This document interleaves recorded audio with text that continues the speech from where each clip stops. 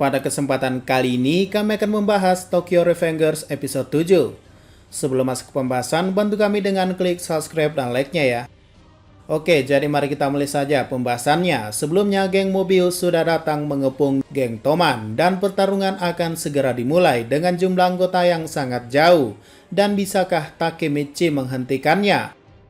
Kalau dihitung, ada 52 anggota Mobius yang mengepung geng Toman, termaksud Osanai, yang dimana Toman hanya berjumlah 5 orang.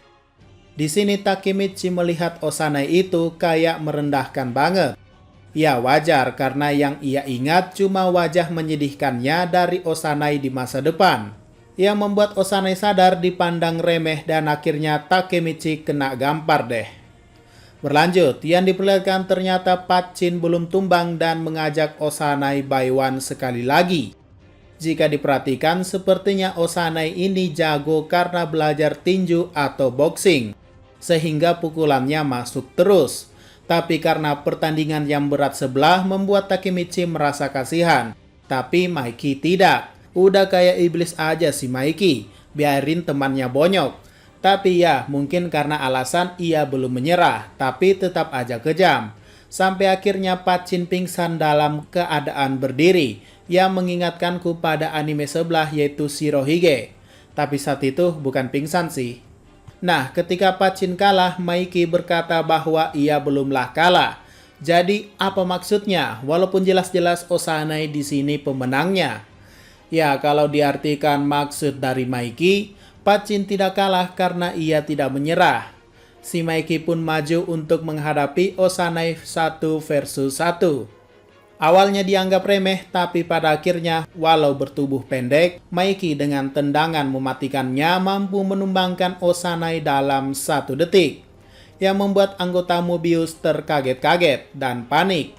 Dengan kalahnya ketua Mobius, akhirnya Maiki membuat pernyataan bahwa selama ia masih ada, Toman gak bakalan kalah. Tapi walaupun begitu, Osanai masih bisa bergerak dan berniat memukul Maiki dari belakang. Dan coba perhatikan wajah sadar Draken, aneh banget ya. Yang membuatnya melindungi Maiki dan berhasil menghentikan tindakan Osanai. Di sini Draken memberitahukan alasan kenapa Osanai bisa kalah. Karena ia melenceng dari jalur berandalan. Yang maksudnya adalah telah menyerang wanita dan juga orang tua. Well, kalau bicara soal berandalan sih, nakal ya tetap nakal. Sebenarnya pernyataan Draken tidak valid sih. Dan dengan ini, geng Mobius akan bergabung dengan geng Toman. Artinya 52 anggota baru resmi akan segera menjadi anggota Toman. Tapi perayaan ini tertunda karena kedatangan polisi yang membuat mereka semuanya kabur. Dan ketika Takemichi berpikir baik-baik saja dan berhasil menghentikan kematian Draken, kejadian membagongkan terjadi. Pachin menusuk Osanai dari belakang. Ya, ini jangan ditiru ya. Memang ceritanya agak dark karena menceritakan soal berandalan. Dan dengan adanya kejadian ini, Pachin ditahan oleh polisi. Dan mereka semuanya pun kabur tak terkecuali Takemichi yang jatuh pingsan. Ya, mungkin kehabisan darah karena hidungnya keluarin darah terus. Bangun-bangun udah main remas aja si Takemichi. Oke, di sini saya cukup heran, sebenarnya Takemichi ini orangnya memang cukup mesum ya. Ini udah kebetulan 2 kali. Sebelumnya juga udah berduaan di kamar karaoke dengan Emma.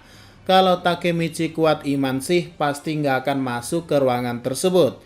Jadi curiga kenapa Takemichi di masa lalu kehidupannya biasa-biasa aja. Dan bisa melupakan pacarnya begitu saja. Sampai pada akhirnya nama pacarnya muncul di berita. Oke, lanjut. Emma menjelaskan bahwa Draken dan Maiki ribut akibat Pachin yang telah ditangkap. Tapi dengan keadaan sedih begitu, ya posenya bikin ambigu kan? Aduh, jangan dibayangin ya guys, mereka lagi apa? Beberapa hari berikutnya, Takemichi udah pulih dan memakan waktu 3 hari. Dan selama itu, ia menyelesaikan puzzle. Teman-teman Maiki pun datang menjenguknya dan berkata bahwa tidak mungkin Draken dan Maiki bertengkar sampai menghancurkan geng Toman, karena itu adalah hal biasa.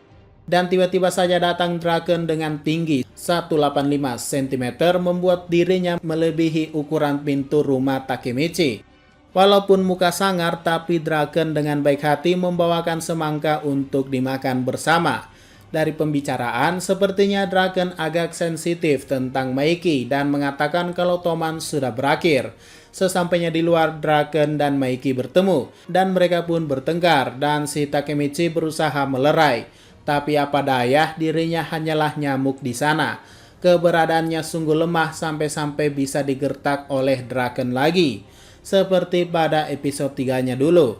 Dan si Maiki pun melemparkan sepeda, lalu Draken melempar pemukul bisbol, dan mereka berdua pun saling lempar barang-barang Takemichi sampai semuanya rusak. Dengan ini Takemichi pun sangat marah dan mengeluarkan aura sesungguhnya.